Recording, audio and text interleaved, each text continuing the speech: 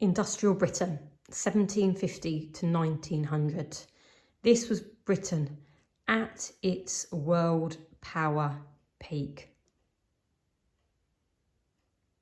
It was head, shoulders, the richest, most powerful country in the whole entire world. It led the world. However, it had a really, really unpleasant underbelly. Shocking life expectancy, look, shocking life expectancy. Shocking diseases. This is the period of great change in England. It had to get worse before it got better. But this is a key time period in people's health. So let's start with our basics again. Food supply. Cracked it. No more famine. Brilliant. Mechanisation. Machinery.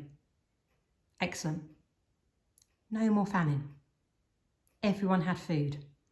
But we'll talk about the quality of the food later. This is the image of Britain. This is the factory. This is industrialisation. This is what made Britain the world power. At a great cost though. Pollution, sickness, working conditions, brutal, absolutely brutal. People's health. The empire, remember what I said, world number one, world power, brought again even more change. Another link to our geography panels, urbanisation, people moving to the towns. We know the towns were already growing. This is when they absolutely boom. Iconic image. Back-to-back housing, railway in the background. Smoke coming out the railway. Overcrowding. Industrial towns. Changing beliefs. We now start to have a concept of science really taking hold in England. So religion starts to become less influential, which means we start to very much move towards scientific understanding, led in part by Louis Pasteur.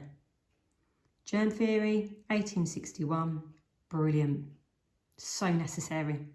However, just because it was an era of great change didn't mean that people embraced change. It took about a good 20 years to people really get their head around it. Growing literacy, more of an importance being placed on reading, writing, education. So if people are now becoming increasingly literate, being able to read newspapers, more could be offered for people's health.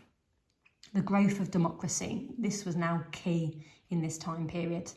Took a long time, women still have to wait a little bit longer, but we now have more and more people voting. And as I said, this was really, really crucial, because if you've now got the right to vote, you are only going to vote for people that are going to make your life better. So the Conservative Party, they needed to listen. So did the Liberal Party.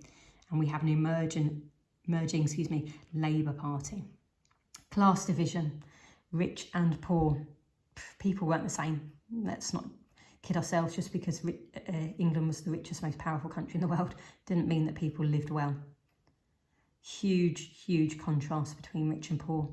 However, don't forget things like even the water supply, still the same for rich and poor. That water will still kill Prince Albert. And back to our alcohol again. So we've still got an issue with alcohol in this time period. Remember, they have broken the gin crisis, but people are still drinking.